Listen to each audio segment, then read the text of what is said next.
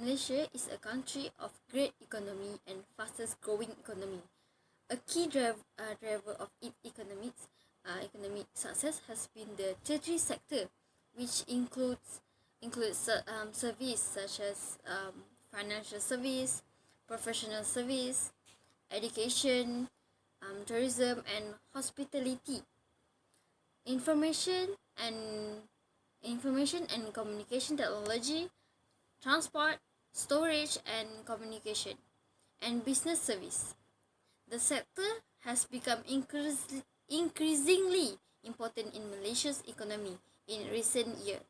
It also has grown to account for approximately 63% of the country's GDP in 2018. The tertiary sector provides employment for around 60% of the country's workforce. The industry has been significantly influenced by the fast-growing service sector of the country, which has had considerable development in recent years due to the country's strong focus on innovation and technology. Along with the country's thriving tourist economy, the sector has also benefited from increasing government investment in the form of incentive and subsidies.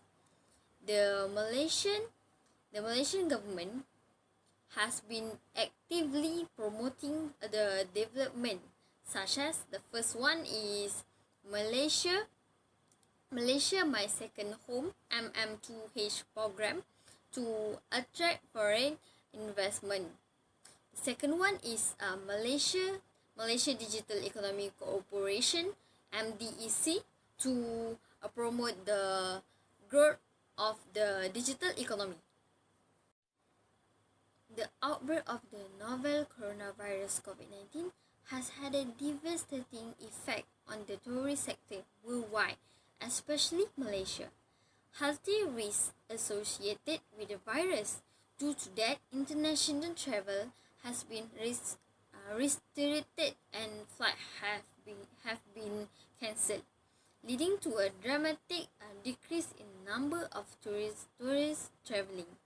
This has resulted in a significant loss of income for the tourist industry, with many businesses having to close or significantly reduce their service. The second one is border closures and social distancing measures in place, culture and sporting events, as well as tourist attraction, have been closed or significantly reduced, further reducing the number of tourists visiting the area. The third one is lack of transportation. Has made it difficult for tourists to reach their destination, further reducing the number of visitors to the area. So next, I will explain how does COVID-19 affect Malaysia's economy domestically. So generally, travelling domestic has become unattractive due to multi factors such as disposable income, cost, competition, marketing and promotion, pricing, government regulation, and tax policy. So, one of the key reasons is that when special statements are made on the state of the pandemic and COVID disease, government orders are dynamic and change virtually weekly. So as a result, travel agencies are unable to keep up with these frequent updates.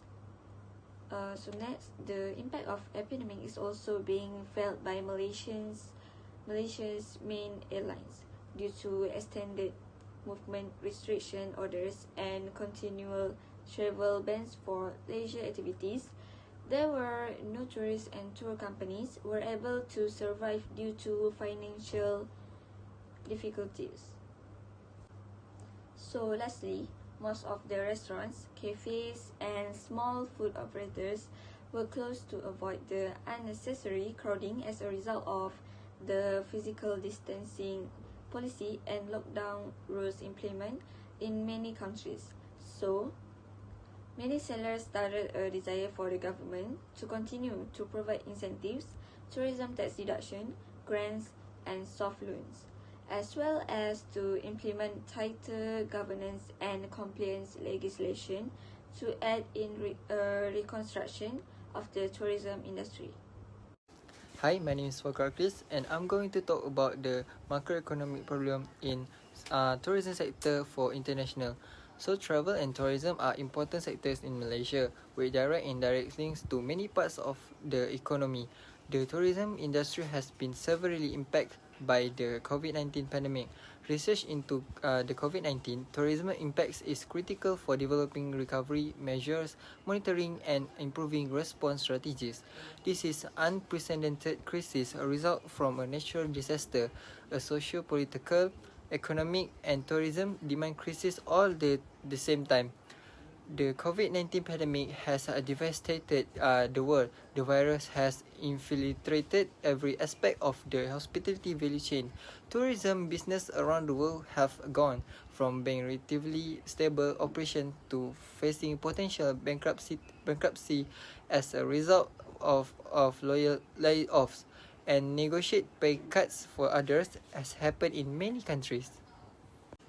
So next is the COVID-19 pandemic is expected to cloud the human-centered future of work. This devastating virus will have cost over 81 million jobs by 2020. In 2020, most economies had a reduced employment level in comparison to 2019. The COVID-19 pandemic has caused the tourism industry to decline, as well as the economic issues. It resulted in a large number of workers being fired or employment terminations becoming more common. The last one is Malaysia recorded 4.3 million international arrivals in 2020, a decrease of 80% from the previous year due to COVID-19. Prior to the COVID-19 pandemic, European countries accounted for the majority of international tourist arrivals for 16%. Germany, Ukraine and the United Kingdom account for nearly a quarter of all arrivals to all Middle East, while Saudi Arabia, Jordan and African countries account for more than 7%. Thank you. Next, we want to discuss appropriate measure to overcome the macroeconomics problem. 3.1 shows us the type of employment and measure to control it to overcome the issue. Malaysia is the recovery pace following the COVID-19 pandemic, with the aim of stabilizing the country economy from regression. If the demand for product and service declines in an economy, cyclical employment tend to happen.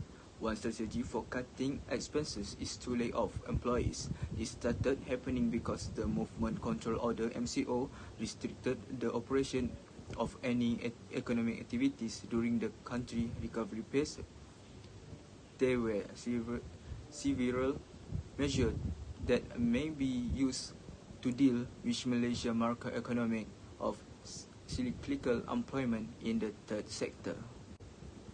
To reduce the cyclical employment, the government should implement expansionary fiscal policy which the government expenditure is higher than tax. Firstly, government must do increasing government expenditure is one of the fiscal policy, which mean by creating more development project which will increase the aggregate demand. Via the multiplier effect, production will be increased, hence reducing the cyclical employment.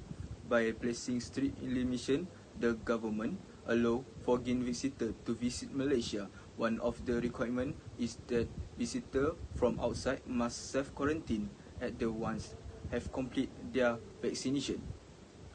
A lack of cyclical employment has resulted from this.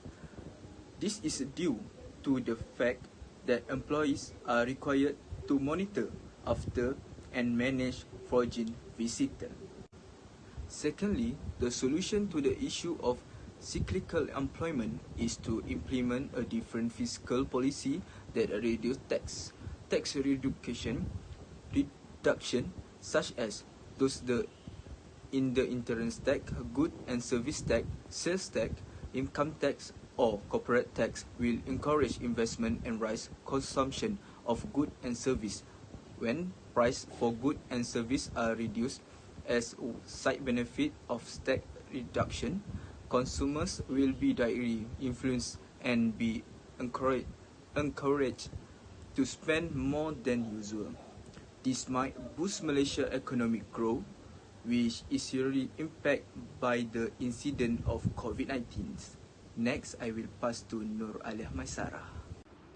The other ways to overcome the issue of cyclical unemployment is government implement monetary policy to increase money supply by lowering the base lending rate, bank rate and discount rate. The central bank will lower the bank rate and hence make loans less costly and to borrow, so firms will easily obtain capital to start businesses or cover the cost of outstanding expenses due to the restrict operation during the Movement Control Order (MCO). This indirectly helped firms to survive from financial problems during pandemic. The firms will also increase investments by employing more workers since the rates are lower, so this will reduce the cyclical unemployment. Last but not least, the government lowering the interest rate is the way to overcome the issue. The central bank will direct the commercial banks to lower their interest rates for deposits so as to encourage the public to spend. If the interest rate is lower, people, especially firms, tend to spend the money rather than save it. When interest rates are low, companies in the third sector, including those in the hotel and airline industries, will invest a large amount in enhancing their businesses' operational systems. For instance, hotels should offer to act as quarantine service centers due to a lack of facilities, service workers, and quarantine accommodations. As a result, the hotel will make an investment in offering quarantine facilities in order to attract customers to stay at the hotel. This indirectly will increase the aggregate demand and production and hence decrease cyclical unemployment since the industry needs more workers to keep operating. For conclusion, how the issue could significantly enhance Malaysian economy overall situation. From analysis and discussion, we can conclude that the impact of COVID-19 on unemployment in Malaysia has been significant and is expected to continue for some time. Unemployment has been rising as business are forced to close and many people are struggling to find jobs. The government could look to provide the additional financial support to affected business, including grants and others, incentive to help them to stay afloat. This could help to reduce the overall employment rate and make Malaysia more competitive in the global economy. Next, the government and the private investor could be more encouraged to invest in the sector to create more job opportunities due to people that are employed and looking for work. This could lead to the development of new infrastructure and service, allowing the sector to become even more attractive to foreign tourists by providing financial support to affected business, investing in education and training, and encourage entrepreneurship.